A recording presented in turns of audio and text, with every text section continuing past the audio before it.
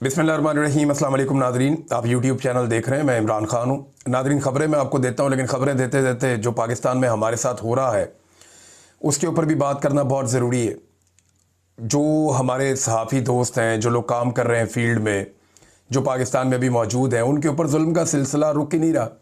अब सोराब बरकत साहब को गिरफ़्तार किया, जनाब वो एक कॉन्फ्रेंस में शिरकत के लिए जा रहे थे क्लाइमेट पे, उन्हें गिरफ़्तार किया इस्लामाबाद से। उनके पास हाई कोर्ट का ऑर्डर था कि वो ट्रैवल कर सकते हैं। वहाँ से उसे गिरफ़्तार किया, गिरफ़्तार करके लाहौर ले गए और लाहौर में जनाब एक पुराने मुकदमे के अंदर डाल दिया कि जनाब इस मुकदमे में हमने डालना है। यानी हद हो गई है पाकिस्तान में जुल्म और ज़्यादती की। यानी ऐसा पहले ना कभी हमने देखा, ना कभी सुना, ना कभी इस तरह की चीज़ें पाकिस्तान में पहले हुई। लेकिन अब तो इन्होंने दो नंबरी की हद कर दी है। लाहौर के जुडिशल मजिस्ट्रेट के सामने पेश किया गया उन्हें जनाब के एक मुकदमा है इनके ऊपर। और मुकदमा क्या है, इन्होंने जी एक इंटरव्यू लिया था और वो इंटरव्यू लेके पोस्ट किया। तो भाई इंटरव्यू लेना कब से जुर्म हो गया? इंटरव्यू तो उसामा बिन लादेन का हामिद मीर साहब ने लिया था। मैंने कच्चे के डाकुओं के इंटरव्यू लिए थे। कई दफ़ा हमने दहशत गर्दों के इंटरव्यू लिए। कुछ अर्सा पहले ISPR ने बाकायदा एहसानुल्लाह एहसान, जिसने पाकिस्तान के बच्चों का कत्लेआम किया था, उसका इंटरव्यू करवाया ISPR ने। एहसानुल्लाह एहसान का खुद इंटरव्यू करवाया। कलभूषण यादव का इंटरव्यू हमने देखा। फिर हमने जनाब अभिनंदन का भी इंटरव्यू टीवी पे चलते हुए देखा। यानी यहां तो पाकिस्तान के बदतरीन दुश्मनों के भी इंटरव्यूज चलते रहे हैं। तो एक पाकिस्तानी खातून सनम जावेद का इंटरव्यू लेने पर इसको गिरफ्तार कर लिया गया और जनाब खामोशी के साथ इन्होंने इश्तिहारी भी कर दिया। यानी 5 अगस्त के केस में इश्तिहारी डिक्लेयर करवाया हुआ है इन्होंने। सनम जावेद ने कहा गया था कि फौज बॉर्डर पर जाए, तो भाई इसमें गलत क्या था? फौज को बॉर्डर पर ही जाना चाहिए, और कहां जाना है फौज ने? अब वो फौज को ये तो नहीं कह सकती कि ऐवान सदर पे चढ़ जाओ, या ये तो नहीं कह सकती कि सुप्रीम कोर्ट पे चढ़ जाओ, या ये तो नहीं कह सकती कि वज़ीर आज़म हाउस के ऊपर अटैक कर दो, या ये तो नहीं कह सकती कि पार्लियामेंट के अंदर घुस जाओ। फौज को यही कहना ना, जब भी किसी ने कहना कि आप बॉर्डर की तरफ जाएं, तो उसने वो इंटरव्यू किया और वो इंटरव्यू करने का जुर्म है जनाब। वहां पर जाके जो FIA है वो कहती है जी आप हमें रिमांड दे दें 40 दिन का। वो 40 दिन का रिमांड देके तुम लोगों ने क्या करना है भाई? हद हो गई। 40 दिन का रिमांड मांग लिया और अदालत को देखें, बजाय इसके कि केस को फारिग करती, अदालत ने 4 दिन का remand judicial magistrate Naeem Bhattu साहब ने दे दिया। अब मामला यह है कि सोराब बरकत साहब कोई छुपे हुए आदमी तो थे नहीं। पाकिस्तान के अंदर काम कर रहे हैं, इस्लामाबाद कैपिटल के अंदर काम कर रहे हैं, रोजाना अपने ऑफिस आ रहे हैं, रोजाना अपने ऑफिस से जा रहे हैं। भाई इस सारे अरसे के अंदर किसी किस्म की कोई कार्रवाई नहीं की गई। इस सारे अरसे के अंदर किसी किस्म की कोई हरकत नहीं हुई। भाई अगर आप इश्तिहारी कर रहे हैं एक आदमी को, तो बताएं तो सही, वो तो पाकिस्तान के अंदर मौजूद है, उसको कोई नोटिस भेज दें, उससे बात कर लें, वो जाके अदालत में अपने आप को पेश कर ले। पूरा निजाम ही 2 नंबरी और फ्रॉड के ऊपर चल रहा है। यानी वो फ्रॉड जो 2 नंबर किस्म के क्रिमिनल लोग किया करते थे, वो फ्रॉड यानी अपने मुखालिफ को खामोशी के साथ चुप करके नोटिस करा के इश्तिहारी करवा लिया, फिर उसे गिरफ्तार करवा लिया, उसको तंग किया। ये काम घटिया लेवल के क्रिमिनल लोग किया करते थे, जो पाकिस्तान के इदारे अब कर रहे हैं। शर्म आनी चाहिए। उधर वो आगा शेख सरवर और राय गुलाम अली साहब वो कवरेज करने के लिए फील्ड में थे, उन्हें वहां से पकड़ के गिरफ्तार कर लिया और गिरफ्तार करने के बाद में जनाब शनाख्त परेड के ऊपर ले गए हैं। यानी 4 दिसंबर तक उन्हें शनाख्त परेड के लिए ले जाने की अदालत ने इजाजत दे दी। किस बात की शनाख्त परेड है? पूरा पाकिस्तान उनके चेहरे जानता है। एक एक आदमी को पाकिस्तान में जो भी सोशल मीडिया देखता है उसको पता है कि ये आगा शेख सरवर है और ये राय गुलाम अली है। वो कोई ढके छुपे आदमी तो नहीं है, जर्नलिस्ट है भाई, फील्ड में काम कर रहे हैं। खुदा का नाम ले यार, मुल्क के अंदर कानून को और आइन को मजाक बना के रख दिया है। ये अपने मौजे तो कर लेंगे ये लोग, अपने इनको इस्तना मिल जाएंगे, अपनी इनको जनाब एक्सटेंशन मिल जाएंगी, अपनी इनकी तनख्वाहें खड़ी हो जाएंगी, अपनी इनकी दिहाड़ियां लग जाएंगी, ये अपने आप को कुछ अर्सा इक़्तिदार में रख लेंगे, लेकिन पाकिस्तान का बेड़ा गर्क करके जाएंगे। सत्यानाश करके रख दिया पाकिस्तान की हर चीज का इन बेशर्मों ने, और सहाफत का तो बिल्कुल ही बेड़ा गर्क कर दिया। अब आ रहे जरा सुहेल अफरीदी साहब के मामले पे। वो धरना देने के बाद अदालत पहुंच गए, हाई कोर्ट। मैं तो सुबह ये कह रहा था कि हाई कोर्ट जाने का क्या फायदा होगा? कोई फायदा नहीं होगा। ये हाई कोर्ट गए, जाके इन्होंने एक्सपोज करने की कोशिश की उस अदालत को जो पहले से ही एक्सपोज है। यानी इस निजाम के सारे कपड़े इमरान खान ने उतार दिए। अब सुहेल अफरीदी साहब को इस निजाम का कोई कपड़ा मजीद उतारने की जरूरत नहीं है। वो जो हुज्जत तमाम होनी थी वो हो चुकी है। ये निजाम तो गोलियां मार के ढीठ बन के खड़ा हुआ है। ये निजाम तो औरतों के ऊपर टॉर्चर करके ढीठ बन के खड़ा हुआ है। तो एक बेबसी की तस्वीर एक वजीर आला का बनना मेरे ख्याल में जरूरी नहीं है। उस वजीर आला को एक तहरीक खड़ी करनी चाहिए, और जो हुज्जत तमाम होनी थी वो हो गई है। सारे कानूनी रास्ते अपनाकर देख लिए। चीफ जस्टिस ने कहा जी मैं मिल ही नहीं सकता, ये गए वहां पे, उसने कहा मैं नहीं मिलता। वहां पे वो गिला कर रहे हैं जनाब, एक वजीर आला को आप दे देते हैं एयरफोर्स 1 का तैयारा, और एक वजीर आला जो है उसको आप पासपोर्ट भी ब्लॉक कर देते हैं। भाई पासपोर्ट ब्लॉक है तो उसको खुलवाएं ना। अगर पासपोर्ट ब्लॉक हो सकता है तो और बहुत कुछ भी बंद हो सकता है। अगर आपका पासपोर्ट बंद किया है तो आप भी बहुत कुछ बंद कर सकते हैं, और अगर आप वो कुछ बंद कर देंगे तो आपका पासपोर्ट ऑटोमेटिकली खुल जाएगा। मैं इस पूरे निजाम को समझता हूं, जब तक आप इनका बाजू नहीं पकड़ेंगे ना, जब तक आप इनके ऊपर चढ़ेंगे नहीं, ये आपको आपका हक नहीं देंगे। पाकिस्तान की मिलिट्री एस्टेब्लिशमेंट की ये पॉलिसी है। ये अमेरिका से क्यों डरते हैं? अमेरिका इनका बाजू मरोड़ के इनसे अपना काम करवाता है, वो इनको गिच्ची से पकड़ के अपना काम करवाता है, ये उनका काम करते हैं। पाकिस्तानी क्योंकि मिन्नत तरला, इंसानी हकूक, इंसानियत, इखलाकियात या इन चीज़ों के अंदर आप फंसते हैं तो फिर नहीं होता काम। इमरान खान साहब की जो स्ट्रेटजी थी वो फ्रंट फुट पे रह के खेलते रहे इनके साथ, वो बैक फुट पे नहीं गए। तो सुहेल अफरीदी साहब ने ज्यादतियां काफ़ी हद तक रजिस्टर कर ली हैं। अब इसके बाद बेबसी की तस्वीर बनने से निज़ाम को कोई फ़र्क नहीं पड़ता। निज़ाम को इस बात से कोई फ़र्क नहीं पड़ता कि लोग उनके बारे में क्या सोच रहे हैं, बाहर क्या राय बन रही है, पाकिस्तान के अंदर क्या राय बन रही है। उन्होंने लोगों से वोट थोड़ी लेने हैं ना, उन्होंने अपने बंदे लाने के लिए उनको वोट दिलवाने। अभी हरीपुर का इलेक्शन आपने देख लिया, बाकी इलेक्शन भी आपने देख लिए, वो सवाल ही पैदा नहीं होता। उन्हें इस बात की कोई फिक्र नहीं है। सुहेल अफरीदी साहब ने जो हुज्जत तमाम करनी थी वो हुज्जत तमाम हो चुकी है, और जो आज़ाद करवाना था इमरान खान साहब को, अब मामला इमरान खान साहब से मुलाकात तक आके अटक गया। यानी इमरान खान को आज़ाद करवाना मेन मकसद था, लेकिन अब आज़ाद करवाना तो बहुत दूर की बात है। इमरान खान साहब से मुलाकात भी पाकिस्तान तहरीक इंसाफ के लिए एक बहुत बड़ा टास्क बनती जा रही है। राणा सनाउल्लाह साहब ने वजह बताई जनाब कि क्यों नहीं इमरान खान साहब से मुलाकात करवाई जा रही। वो कहते हैं इमरान खान साहब सेहतमंद है, एक्सरसाइज कर रहे हैं, खाना भी ठीक मिल रहा है, जेल में कंफर्टेबल माहौल मिल रहा है जो उन्होंने किसी को नहीं दिया। मुलाकात ना कराने की वजह यह है कि वो तहरीक चलाने की बात करते हैं और ट्विटर पर मुल्क के खिलाफ जहर उगलते हैं और साजिशी बयानियां फैलाते हैं। तो राणा साहब इसकी वजह से आप एक आईनी और कानूनी हकूक ही मुअत्तल कर देंगे एक कैदी के। अब ये बयानिया बार बार बनाया जा रहा है, आता तारड़ा आ जाते हैं, कभी कोई और आ जाता है, वो सारे आकर ये कहते हैं जी इमरान खान साहब तो जेल में बड़े कंफर्टेबल हैं, उनको महल जैसा माहौल मिला हुआ है, मर्जी के खाने मिल रहे हैं। ऐसी जेल आज तक ना नवाज शरीफ ने काटी ना जरदारी ने काटी। ये लोग सोच भी नहीं सकते जैसी जेल में इमरान खान साहब को रखा हुआ है। नवाज शरीफ की जेल के बारे में उनके अपने साथी और सहाफ़ी बता चुके हैं कि मियाँ साहब की मौजों वाली जेल थी। मैंने बहुत पहले आपको जब बता दिया था कि मियाँ नवाज शरीफ साहब पाकिस्तान से बाहर जाने वाले हैं, उनके जाने से 2-2.5 माह पहले बता दिया था। और बाद में सारे मेरे से ये पूछ रहे थे, मुहित पीरजादा समेत, कि आपको ये कैसे पता चला। तो भाई मुझे ऐसे पता चला कि मियाँ साहब को जो बंदे जेल में जाकर मिलते थे वो सारी कहानी आके बता देते थे। मियाँ साहब के तो जनाब फिजियोथेरेपी जो है वो जेल के अंदर होती थी, बाकायदा उनको एक महल नमा एरिया दिया हुआ था जेल के अंदर साइड में। इमरान खान को एक छोटे से सेल में बंद किया हुआ, उसकी तस्वीरें आप सबने देखी हुई है, दोबारा देख लें आप। ये इमरान खान साहब की हालत है, ये उनका सेल है, इसके अंदर इमरान खान साहब को बंद किया हुआ है, और बाहर एक बरामदा है, उसके अंदर चंद घंटों के लिए निकालते हैं और फिर वापस अंदर बंद कर देते हैं। गर्मियों और सर्दियों के अंदर उसको यहीं पे गुजारा करना है। ये मैक्सिमम 6x8 का 10 का इतना छोटा सा ये एक है, इसके अंदर ही वॉशरूम है। ये इमरान खान साहब की टोटल ज़िंदगी है जो उसके अंदर वो गुजार रहे हैं। वो किताब पढ़ने के लिए मिल जाए तो ये बड़ी गनीमत है। अब इमरान खान साहब की इस जेल को ये लोग कह रहे हैं जी महल है, तो इस महल का चक्कर तो सबको लगाना पड़ेगा। तो क्या ये जितने भी लोग हैं इस महल के अंदर 2 दिन गुजार सकते हैं? बहुत मुश्किल है। एक दफ़ा फिर एक वफाकी वजीर ने इमरान खान साहब को कत्ल करने की धमकी दी है, और ये एक दफ़ा नहीं कई मरतबा इमरान खान साहब को कत्ल करने की धमकी दी जा चुकी है। और तहरीक इंसाफ को यही शौक रहा तो इमरान खान की कबल अज़ वक्त फातिहा पढ़नी पड़ेगी। ये फेडरल मिनिस्टर रेलवे के हैं, वो ये कह रहे हैं, और ये खुद कितने मजबूत आदमी है सारी दुनिया जानती है। मैं बहुत सारे ऐसे सहाफ़ियों को जानता हूँ जिनसे जाकर ये मिला करते थे और उनसे किस किस्म की रिक्वेस्ट किया करते थे, और उसके अंदर एक दफ़ा ये मेरे पास भी आ गए थे गलती से। तो मुझे अच्छी तरह पता है कि इनका अपना माजी बेचारे का क्या रहा है। ये कमज़ोर लोग हैं, इनका कोई करैक्टर नहीं है, ना सारी ज़िंदगी कोई करैक्टर बिल्ड कर पाए। बस इनका यही है कि नवाज शरीफ का किसी तरह दाव लगा रहा है और उसके साथ हमारा दाव लगा रहा है। अपना किरदार ये कभी बिल्ट नहीं कर पाए, कभी बना नहीं पाए, और इतने बड़े लीडर को कत्ल की धमकियां दे रहे हैं कि जनाब इमरान खान साहब की फातिहा पढ़ दी जाएगी। ये अगर ऐसा करने का किसी ने कुछ सोचा भी तो पाकिस्तान के अंदर वो सूरत हाल पैदा हो जाएगी जो फिर किसी के कंट्रोल में नहीं होगी। जावेद हाशमी साहब ये कहते हैं कि इमरान खान को नुकसान पहुंचाना ना इस टाउट रजीम के बस की बात है और ना ही आसिम मुनीर में इतनी हिम्मत है।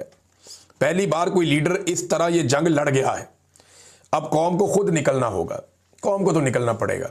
इमरान खान ने कौम के लिए इतनी मार खा ली, इतनी लड़ाई लड़ ली, अब अगर ये कौम अपने लिए खुद नहीं निकलेगी तो वो अपना मौका ज़ाया करेगी और कुछ नहीं करेगी। जावेद हाशमी के अलावा इमरान खान साहब की बहनों ने भी ये कहा कि अगर इमरान खान को कुछ हुआ तो ये इनकी नस्लें तबाह हो जाएंगी जो लोग ये करेंगे। और मैं आपको कैटेगोरिकली कह रहा हूं कि इस वक्त पाकिस्तान के रजीम के जो मालिकान हैं, जिनमें आसिम मुनीर साहब हैं, शहबाज शरीफ साहब हैं, नवाज शरीफ साहब हैं, जरदारी साहब हैं, इनकी नस्लें पाकिस्तान में सियासत करने को तरस जाएंगी। इनकी नस्लें पाकिस्तान में अपनी बका के लिए तरस जाएंगी। जो इनके साथ पाकिस्तानी अवाम करेगी अगर खुदा ना खास्ता इमरान खान को कुछ हुआ तो। और जो मैं कह रहा हूं ना, ये होना ऐसे ही है जैसे मैंने एक दफा पहले अर्ज किया था कि आप फंस जाएंगे, ये पंगा मत लेना, ये आपके गले में पड़ जाएगा जलता हुआ टायर और आपसे ये ढोल नहीं बजेगा। मैंने इनको ये पहले कहा था, इन्होंने बात नहीं मानी, ये फंस गए। अब मैं दोबारा ये गुजारिश कर रहा हूं कि अगर इमरान खान को कुछ भी हुआ जेल के अंदर तो इनकी नस्लें जो हैं वो इसको भुगतेंगी बाद में। इमरान खान साहब की बहन अलीमा खानम साहिबा, उन्होंने ये बताया कि 9 दिन पहले हमें बताया गया कि जब तक आसिम मुनीर की तौसीक का नोटिफिकेशन नहीं आ जाता किसी को भी इमरान खान से मिलने नहीं दिया जाएगा। हम आज तक ये नहीं समझ सके कि किसी की तौसीक का खानदान के आईनी और कानूनी हक या मुलाकात से क्या ताल्लुक है। अगर एक खानदान का हक कैसे, यानी आखिर एक खानदान का हक जो है वो कैसे हुकूमत किसी मुलाजिम की तौसीक से जोड़ा जा सकता है कि हुकूमत का एक मुलाजिम है, सरकारी मुलाजिम है, आर्मी चीफ, अब एक ऑफिसर है सरकारी, एक दिन रिटायर हो जाएगा। इमरान खान की मुलाकात का हक कैसे छीना जा सकता है एक सरकारी मुलाजिम की तौसीक के मामलात के साथ जोड़कर। और अब सारे के सारे वुज़रा जो हैं वो ये साबित करने लगे कि जनाब हमने बड़ी मुश्किलात देखी हैं, इमरान खान ने कुछ नहीं देखी। पाकिस्तान तहरीक इंसाफ ने रिकॉर्ड खड़ा कर दिया मुश्किलात देखने का, और ये सोच कर ही इनको हौल चढ़ते हैं कि अगर इसकी आधी मुश्किलात भी मुस्तकबिल में इन्हें बर्दाश्त करनी पड़ गई तो इनका क्या बनेगा। ये करना तो पड़ेगा इन्हें। देखिए, पाकिस्तान का जो मीडिया है ना, इसने भी 2 नंबरी की इंतहा कर दी है।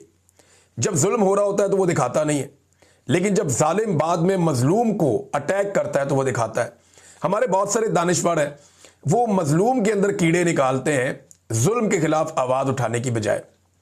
यानी ये जो जुल्म हो रहा है इसको मीडिया पाकिस्तान का रिपोर्ट नहीं करता, जो जालिम है उसके बारे में एक लफ्ज नहीं बोलता, लेकिन जैसे ही मजलूम शिकायत करता है तो सारा मीडिया उसको पै जाता है कि यार मजलूम ने ये क्यों कहा, मजलूम ने वो क्यों कहा, ये कैसा मजलूम है, ये एहतजाज कर रहा है, ये कैसा मजलूम है, ये रो रहा है, भाई मजलूम जो है वो आंसुओं के साथ क्यों नहीं रोया, भाई मजलूम जो है उसने ये वाला काम क्यों नहीं किया। तो मजलूम के अंदर ये कीड़े निकाल रहे हैं। भाई ऐसा फिटे मुंह किस्म का मीडिया तो पूरी दुनिया में कहीं नहीं होगा। जो पाकिस्तान के अंदर मीडिया ने हरकतें कर दी हैं और मीडिया ने अपने आप को जलील कर लिया, अपना बेड़ा गर्क कर लिया। दुनिया से आवाजें उठ रही हैं और पाकिस्तान का मीडिया जो है वो चुप करके बैठा है। ज़ुल्म खलीलजाद ये अमेरिका से कहते हैं कि मैं पाकिस्तान की एस्टेब्लिशमेंट के रवैये पर हैरान हूं। पूरे 1 माह से एक सूबे के वजीर आला, मुल्क भर के लाखों पाकिस्तानी, मुल्क की सबसे बड़ी मकबूल सियासी जमात और इमरान खान का खानदान सब सिर्फ ये जानना चाहते हैं कि इमरान खान की जेल में हालत कैसी है, यहां तक कि वो जिंदा है या नहीं। मगर एस्टेब्लिशमेंट इनकी इस जायज़ और शफाफ दरख्वास्त को मानने से मुसलसल इनकार कर रही है। वाकई हैरान कुन और सदमा खेज सूरत हाल है। ये ज़ुल्म खलीलजाद कह रहा है। इमरान खान साहब के बेटे का स्टेटमेंट मैंने आपको बताया था, पिछले वीलॉग में आपको मैंने पढ़ के सुनाया। ज़ुल्म खलीलजाद ये बात कर रहा है और वो जानबूझकर एस्टेब्लिशमेंट का नाम ले रहा है, अदालत का नहीं ले रहा, क्योंकि अमेरिका समेत पूरी दुनिया ये जानती है कि पाकिस्तान को इस वक्त मिलिट्री एस्टेब्लिशमेंट चला रही है, कोई और नहीं चला रहा। पाकिस्तान जो है वो मिलिट्री एस्टेब्लिशमेंट के कंट्रोल में है और वही इसको चला रहे हैं। और जितना जुल्म इन्होंने इस मरतबा कर दिया है, इतना जुल्म माजी में कभी पाकिस्तान की मिलिट्री एस्टेब्लिशमेंट ने नहीं किया था। नादरीन, एक और बड़ी इंटरेस्टिंग खबर है। नवाज शरीफ साहब ने पहली दफ़ा छोटा सा इनकलाबी स्टेटमेंट दिया और साथ ही दौड़ गए। अपने पैरों पर ये थोड़ी देर भी खड़े नहीं हो सकते, यानी खड़े होने की इनकी औकात ही नहीं है। मियाँ साहब ने कहा जी इमरान खान को लाने वालों को भी सजा दी जाए, साथ ही सारी दुनिया ने कहा लाओ जी दसो कौन लेके आया, बताएं ना मियाँ साहब कौन लेकर आया। जनरल बाजवा लाया, जनरल फैज़ लाया, जनरल नदीम अंजुम लाया, जनरल आसिम मुनीर लाया, जनरल आसिम सलीम बाजवा लेकर आया, जनरल आसिफ गफूर लेकर आया। कौन लेकर आया इमरान खान को? जर्नैल ही करते हैं ना, जजों की तो औकात ही कोई नहीं है। जज तो बेचारे इशारों के ऊपर चलते हैं, हमेशा से ऐसे ही करते चले आ रहे हैं। कोई जज खड़ा हो जाए तो उसको निशान इबरत बनाया जाता है, जैसे आजकल जजों को बनाया जा रहा है, जो मोहसिन अख्तर कियानी साहब के साथ किया जा रहा है, जो मंसूर अली शाह साहब के साथ किया गया, जो अतर मनल्ला के साथ किया गया, जो माजी में और जजों के साथ भी होता रहा, अभी भी वही हो रहा है। तो सवाल ये पैदा होता है कि नवाज शरीफ किसको समझता है कि वो जिम्मेदार है? जर्नैलों को ही समझता है ना। तो कोई एक जर्नैल नवाज शरीफ बताए जिसको सजा दी गई हो। नवाज शरीफ ने ये बयान तो दे दिया, लेकिन उसके बाद नवाज शरीफ का बाजू मरोड़ा गया। फिर मलक अहमद खान साहब मैदान में आए, और मलक अहमद खान साहब के बड़े अच्छे ताल्लुकात हैं जनरल बाजवा से, हम सब जानते हैं। जनरल बाजवा ने भी रोना पिटना शुरू कर दिया कि जनाब मैं तुहानू की क्या है, यानी मियाँ साहब को कहें बस कर दें यार, एडा कराना इनकलाब आ गया, आपकी हुकूमत भी बना के दी, अवाम से जूतियां भी खाई, अवाम से जिल्लत भी समेटी, अपने खानदान में भी नाक कटवा ली, पूरी दुनिया में मैं कहीं बाहर नहीं निकल सकता, जो जनरल बाजवा की हालत है। इसके बाद भी नवाज शरीफ साहब माफ़ी नहीं दे रहे।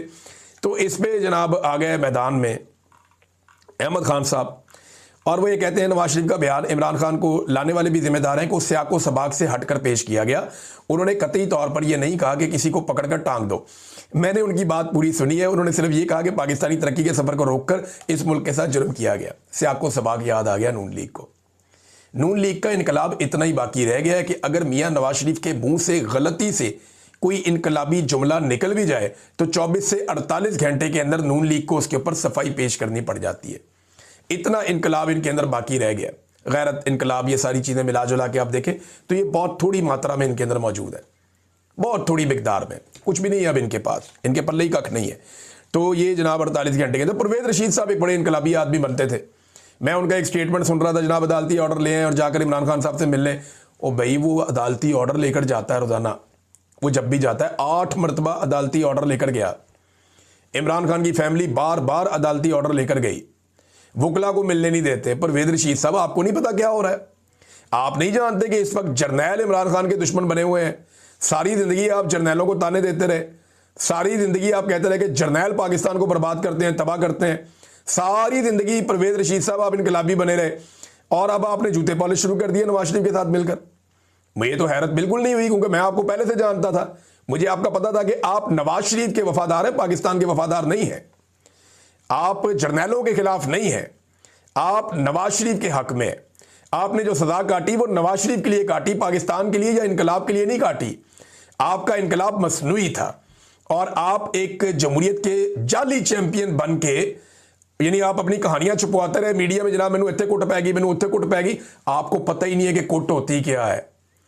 परवेज रशीद साहब, आपको जेल में बंद किया था, हल्की बुल्की फैंटी भी लगाई होगी, लेकिन आपने कॉलमों में लिख दिया कि मेरे इत्थों खून निकल आया, तो उत्थों खून निकल आया।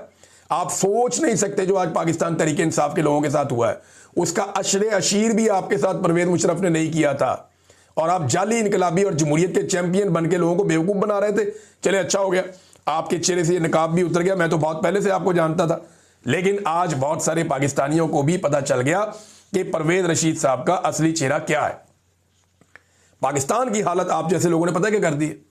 लोगों को पाकिस्तान में रोटी नहीं मिल रही, लोग पाकिस्तान में गुर्बत की लकीर से नीचे जा रहे हैं और लगातार जा रहे हैं। और ऐसी सूरत हाल में गरीब लोग अपने असासे बेचते हैं, जिसके पास थोड़ा बहुत हुनर है वो अपने असासे बेचता है, अपनी चीज़ें गिरवी रखता है, लोगों से उधार पैसे पकड़ता है, वो बैरून मुल्क काम करने के लिए जाता है कि बाहर से पैसा भेजूंगा, मेरे घर वालों का पेट पल जाएगा। एयरपोर्ट के ऊपर आप लोगों ने रोक लेते हैं, उनके टिकट के पैसे ज़ाया कर देते हैं। अब बताएं वो टिकट दोबारा कहां से खरीदेगा? जिन 8,000 लोगों को आपने जहाज से उतार दिया, वो अपना टिकट दोबारा कहां से लेंगे? लोग पाकिस्तान छोड़कर जाना चाहते हैं, वो इसे एक जेल की तरह समझ रहे हैं कि हमें इस मुल्क में बंद कर दिया गया है और यहां पे खाने पीने के लिए भी कुछ बाकी नहीं बचा, हमें रोजगार नहीं मिल रहा, हमारी हालत बहुत खराब हो गई है। ये बड़ी बड़ी आपकी चार्जशीट्स आ रही हैं और एक के बाद एक आ रही है। ये साबिक निगरान सूबाई वजीर हैं, ताजिर रहनुमा भी हैं, एसएम तनवीर साहब, वो बताते हैं बेरोजगारी की शरह जो बताई जा रही है उससे बहुत ज्यादा है। फैक्ट्रियां लगातार बंद होती चली जा रही हैं, एक के बाद एक चार्जशीट आ रही है। आईएमएफ की पूरी चार्जशीट आप लोगों ने पढ़ी, आप लोगों ने सुनी, आपको आइडिया हो गया, बेड़ा गर्क हो गया। बेरोजगारी पर सरकारी रिपोर्ट आ चुकी है कि पाकिस्तान की तारीख में इतने बड़े पैमाने पे लोग बेरोजगार नहीं थे। गवर्नर स्टेट बैंक का स्टेटमेंट भी आपके सामने है। हफीज पाशा साहब बड़े जबरदस्त एक मुआशी एनालिस्ट है, वो कहते हैं जी लेबर फोर्स का 2024-25 का सर्वे कह रहा है कि पाकिस्तान में 7.1% लोग बेरोजगार हैं। एक साल पहले का जो सेंसस था उसके मुताबिक पाकिस्तान में बेरोजगारों की शरह 22.1% थी, अब उससे आगे और मजीद चली गई है। 1,80,00,000 नौजवान बिल्कुल बेकार बैठे हैं। इतना बड़ा नंबर तारीख में वो कहते हैं मैंने कभी नहीं देखा। फिर जनाब पाकिस्तान का जो एक करप्शन परसेप्शन इंडेक्स है उसकी ताज़ा रैंकिंग में पाकिस्तान 180 ममालिक में 135वें नंबर पे आ गया। तो ऐसे मुल्क के अंदर कौन इन्वेस्टमेंट लेकर आएगा? और इस सारी सूरत हाल के अंदर इनको अभी भी समझ नहीं आ रही। इनकी तरह आप गेमें चेक करें, ये कर क्या रहे हैं। ये SIFC के जो जनरल साहब हैं, लेफ्टिनेंट जनरल सरफराज अहमद साहब, ये जनाब जुमेरात वाले दिन एक रोड मैप लेकर आ गए और ये शहबाज राणा साहब ने खबर दी है। रोड मैप लेकर आ गए, जनाब इकॉनमी ऐसे ठीक नहीं होगी, हम इसको कम्पिटिटिव बनाएंगे और इसको सस्टेन करवाने के लिए जो है वो हम कुछ मजीद चीज़ें करेंगे, वो टैक्सेस को कम करेंगे, कुछ हम इंटरेस्ट रेट जो है उसको कम करेंगे और इस तरह की चीज़ें हमें करनी पड़ेंगी। जनरल साहब दा की तल्लक, जनरल साहब का क्या लेना देना मईशत के साथ? भाई मईशत के एक्सपर्ट्स बुलाओ। SIFC के बारे में, ये मैं तो नहीं कह रहा ना, हाफिज अब्दुल्ला साहब का स्टेटमेंट ही सुन लें आप। वो कहते हैं मुल्की मईशत की बेहतरी के लिए SIFC बनाया गया और कहा गया कि अब सैकड़ों बिलियन डॉलर्स आएंगे। लेकिन हालिया IMF की मुबैना रिपोर्ट से मालूम हुआ कि SIFC के जरिए अपने लाडलों को ठेके दिए जाते हैं, कोई शफाफियत नहीं है और ना सैकड़ों बिलियन डॉलर की सरमायाकारी पाकिस्तान में आई, कुछ भी नहीं आया। SIFC बनाया था कि जो तरीके से इकॉनमी चलाई जा रही है उस तरीके से नहीं चलेगी। अब SIFC बनाने के 3 साल के बाद आकर जनरल साहब बता रहे हैं कि तरीकाकार अभी भी गलत है। भाई 3 साल के अंदर आपको सिर्फ तरीका समझ आया और अब आप एक नया फॉर्मूला लेकर आए। आपका ये फॉर्मूला भी ना चला। पाकिस्तान में एक ही फॉर्मूला चलना है, रूल ऑफ लॉ, मैंडेट का एहतराम, आज़ादी इज़हार राय, आज़ाद अदलिया। ये चीज़ें आप करके देख लें और फिर आप देखें पाकिस्तान के अंदर इन्वेस्टमेंट भी आएगी, पाकिस्तान में कारोबार भी चलेगा, पाकिस्तान की मईशत भी बेहतर हो जाएगी, सारी चीज़ें ठीक हो जाएगी। आप मैंडेट का एहतराम करें, अवामी नुमाइंदगान को फैसले करने दें, पाकिस्तान में रूल ऑफ लॉ कायम रहने दें, यानी सबके लिए कानून एक जैसा होना चाहिए। पाकिस्तान में आज़ादी इज़हार राय होनी चाहिए ताकि मीडिया हर गलत चीज़ की निशानदेही कर सके और पाकिस्तान के अंदर अदलिया को आज़ाद होना चाहिए ताकि अदलिया लोगों को इंसाफ दे सके, जुल्म और ज्यादती को रोक सके। ये आप करके देख लें, पाकिस्तान की मईशत फौरन ऊपर चली जाएगी। जनरल साहब तुसी जड़े मर्जी फार्मूले ले आओ, आप इधर से फार्मूला लाएं, इधर से फार्मूला लाएं, जोन सा मर्जी फार्मूला आप ले आए, जोन सा मर्जी रोड मैप आप बना लें, जब तक आप इन 4 चीजों पे अमल दरामद नहीं करेंगे और मिलिट्री एस्टेब्लिशमेंट बॉर्डर पे वापस नहीं जाएगी, तब तक पाकिस्तान की मईशत ठीक नहीं हो सकती। आप उल्टे लटक जाए, आपने 3 साल में सब करके देख लिया, आप 30 साल और लगा के देख लें। हम भी यही बैठे अगर अल्लाह ने जिंदगी दी और आप भी यहीं पे, हम आपको 30 साल के बाद बताएंगे कि आपने बेड़े गड़क करके रख दिया। वैसे इतना टाइम आपको मिलेगा नहीं। अब तक के लिए इतने, अपना ख्याल रखिएगा, अपने चैनल का भी। अल्लाह हाफ़िज़।